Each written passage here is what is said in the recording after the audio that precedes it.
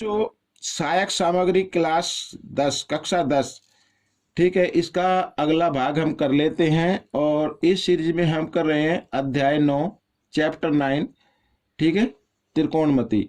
तो बच्चों, मैं हूं हरी सर, आप सभी बच्चे देख रहे हैं आपका अपना YouTube channel math with Hari sir, special Hindi medium के बच्चों के लिए। आइए करना शुरू करते हैं। प्रश्न नंबर 11।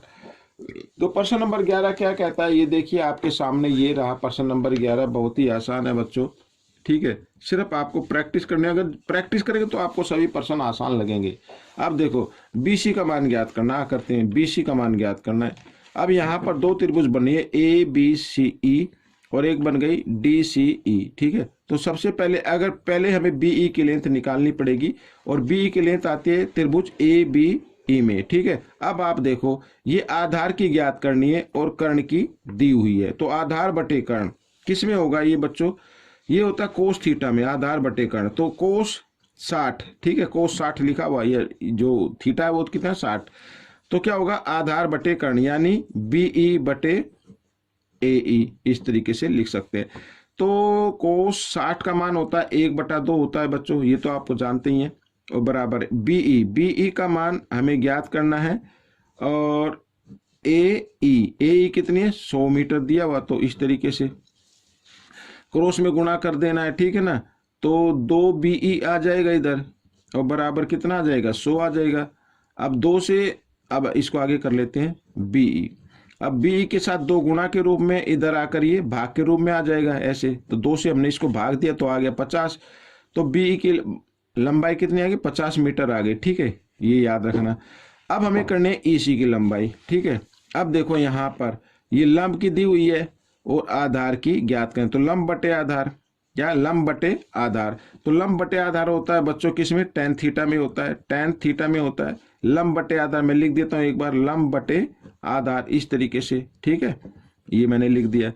तो tan थीटा का मान कितना 45 है। तो tan 45 हम इस तरीके से लिख सकते हैं। और लंब है 80, आधार है ईसी, ठीक है, इस तरीके से। तो tan 45 का मान कितना होता है, 1 होता है, बराबर 80 बटे ईसी, ठीक है, इस तरीके से। और क्रॉस में गुणा करेंगे तो यहाँ पर कर लेते हैं गुणा, तो ईसी आ जाएगा, ईसी बराबर 80 आ गया, 80 मीटर, ठीक है। हमें बीसी का मान ज्ञात करना है। क्या है, किसका मान ज्ञात करना है, बीसी। और बीसी में क्या आते हैं, एक तो बीई आता है और एक आता है ईसी आता है, ठीक है, इस तरीके से। तो बीई कितना है, बीई ये रहा आपका 50 मीटर है। तो 50 जमा 80, ठीक है, ये 80 आ गया ईजी। तो 80 और 50 को जमा करेंगे तो 130 मीटर आ जाएगा। तो बीसी का मान कितना आ गया, 130 मीटर आ गया। तो ये प्रश्न आपका हल हो गया, बहुत ही आसान था। आइए करते हैं प्रश्न नंबर 12। ये रहा प्रश्न नंबर 12 आपके सामने, ठीक है। प्रश्न नंबर 12 क्या कहता है, ये देखो, आकृति में 2 व्यक्ति एक मीनार के विपरीत दिशा में पी तथा क्यू पर खड़े, एक पी पर खड़ा एक क्यू पर खड़ा। मैंने यहाँ पर आपके जो स्पोर्ट मटेरियल उसमें देख लेना आप ये फिगर, ठीक है ना। और ये ए बी क्या है, ये मीनार की ऊंचाई है, ठीक है, 60 मीटर। तो बताना दोनों व्यक्तियों के बीच की दूरी कितनी है, यानी कुल मिलाकर आपको पी क्यू का मान ज्ञात करना है। किसका ज्ञात करना है, पी क्यू का। अब देखो यहाँ पर सबसे पहले ये ट्रायंगल ले लो, ट्रायंगल ए बी पी में, ठीक है, इस त्रिभुज में, त्रिभुज ए इस तरीके से बना के आप लिख सकते हैं ए बी पी में, ठीक है ना। भाई लंब की दी हुई है, आपको आधार की ज्ञात करनी है। लंब बटे आधार होता है tan थीटा में, और थीटा कितना है, 30 डिग्री है। और यहाँ पर मैं लिख देता हूँ लंब बटे ये 60 बटे पी भी लिख देते हैं या बीपी लिख देते हैं, ठीक है। और tan 30 का मान होता है 1/√3 और बराबर 60, ठीक है ना, और बीपी। और जब हम इसको क्रॉस में गुणा करेंगे तो बीपी का मान कितना आ जाएगा बच्चों, तो 60√3 आ गया, ठीक है, ये आ गया बच्चों, ठीक है, मीटर इसमें लिख देते हैं इस तरीके से, ठीक है। अब त्रिभुज ले लो ये वाली ए बी क्यू, त्रिभुज ए बी क्यू में, ठीक है ना। इसमें भाई लंब की दी हुई है, आधार की ज्ञात करनी, ये भी tan में आएगा। तो tan यहाँ पर tan थीटा होता है और थीटा कितना 45 डिग्री का है, और लंब बटे आधार में 60 बटे बी क्यू इस तरीके से, ठीक है। तो आगे कर लेते हैं। tan 45 का मान होता है 1 बराबर 60 बटे बी क्यू, ठीक है ना, इस तरीके से। तो बी क्यू को जब क्रॉस में गुणा करेंगे तो बी क्यू का मान कितना आ गया बच्चों, 60 आ गया, 60 मीटर आ गया, ठीक है, यहाँ आ गया। अब बच्चों हमें निकालनी है पी और क्यू की लंबाई निकालनी है। तो पी क्यू की लंबाई निकालने के लिए पी बी का मान कितना आया बच्चों, ये रहा इधर बी पी, ठीक है, 60 वर्गमूल 3 और जमा कर देना है इसमें ये 60, ये बी क्यू का मान तो ये आ गया। अब ये आपका आंसर हो गया। अगर आप चाहे तो इसको लिख सकते हैं पी क्यू, 60 कॉमन ले लीजिए, इसमें से 60 कॉमन ले लिया, यहाँ पर बचा वर्गमूल 3 जमा 1, इस तरीके से, और ये मीटर, ठीक है ना। तो दोनों व्यक्तियों के बीच की दूरी कितनी आ गई, 60 ब्रैकेट वर्गमूल 3 जमा 1 मीटर, ठीक है। ये आपका प्रश्न हल हो गया। अब हम करेंगे प्रश्न नंबर 13। तो प्रश्न नंबर 13 क्या कहता है, ये भी बहुत ही आसान है। आकृति में ए बी का मान ज्ञात करना है। आकृति में किसका मान ज्ञात करना है, ए बी का। यहाँ पर ए बी का मान x मान लीजिए, x मीटर मान लेते हैं इसको, ठीक है, x मीटर माना, ए बी बराबर x मीटर मान लेते हैं, ठीक है, ये मान लिया हमने। अब सबसे पहले देखो यहाँ पर त्रिभुज बनी हुई है ये BDC, ठीक है। तो BDC में पहले BC का मान निकालो। पहले किसका निकालो, BC का। भी BC का तो निकालना जरूरी है ना। तो BC का निकालेंगे और हम देख रहे हैं BDC में यहाँ पर जो कोण बन रहा है वो 45 डिग्री का है। तो आधार की लंबाई दी हुई है, लंब की निकालें, यानी लंब बटे आधार। लंब बटे आधार ये होता है tan थीटा में, यानी tan 45 डिग्री बराबर लंब बटे आधार, यानी BC बटे आधार। आधार कितना, 1000 है बच्चों, 1000 मीटर ये, ठीक है।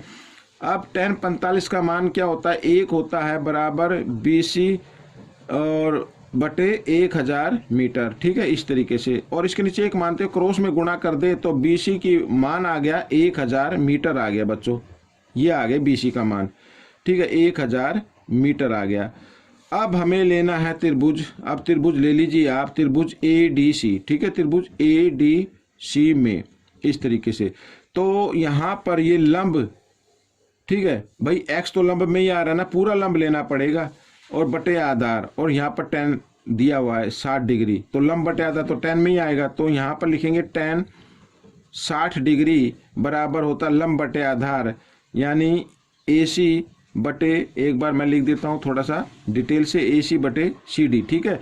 और tan 60 का मान होता है बच्चों वर्गमूल 3 और बराबर AC में 2 भुजाएं लगती है, x लगता है और 1000 लगता है। तो यहाँ पर लिख देंगे x जमा 1000 ऐसे, और CD कितनी है, 1000 है बच्चों, इस तरीके से ये मैंने लिख दिया, ठीक है ना।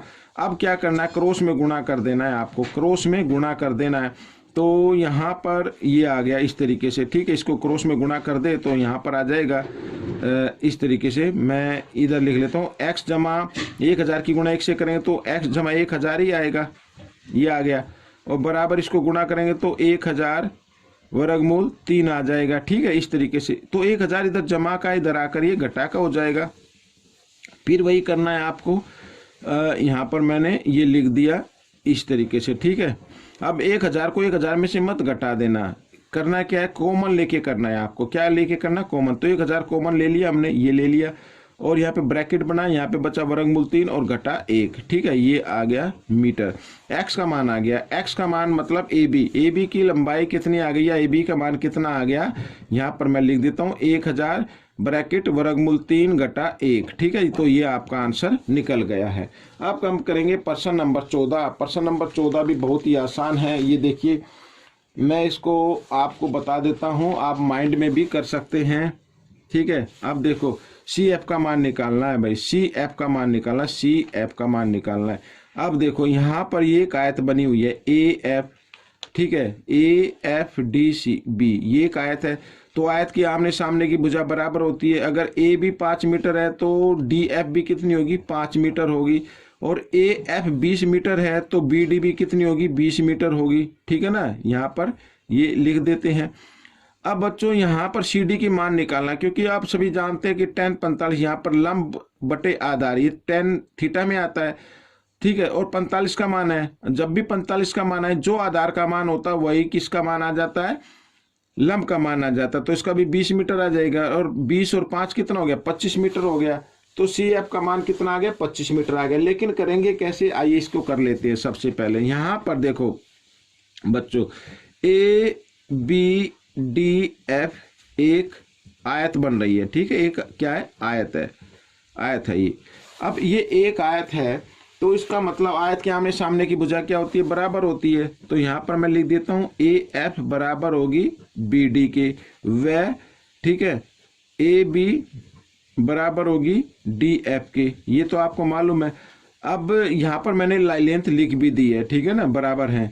तो अब सबसे पहले ले लो त्रिभुज ये बी डी सी, त्रिभुज बी डी सी में, अब बी डी सी में बच्चों ये लंब और ये आधार, ठीक है, लंब बटे आधार तो tan थीटा में ही आता है। और थीटा कितने डिग्री का है, 45 डिग्री का, तो यहाँ पे 45 लिखेंगे। तो लंब बटे आधार यानी सी डी बटे सी डी, भाई यहाँ पे मैंने लिख दिया है लेकिन अभी निकाल रहे हैं, ठीक है, सी डी बटे बी डी, इस तरीके से आप लिख दीजिए। और tan 45 का मान होता है 1 और सी डी की हमें निकालनी है, बी डी की लंबाई है 20, तो क्रॉस में गुणा करेंगे तो 20 एकम 20, सी डी को 1 से गुणा किया सी डी आ जाएगा।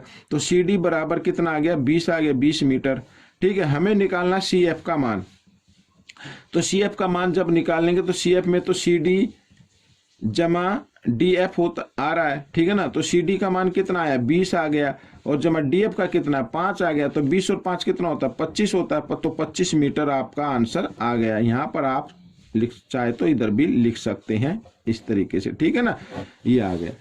तो ये आपका प्रश्न हल हो गया। अब हम करेंगे प्रश्न नंबर 15, आखिरी प्रश्न है इस भाग का, ठीक है। तो वीडियो ज़्यादा लंबी ना हो इसलिए मैं 5-5 प्रश्न मैंने लिए हैं।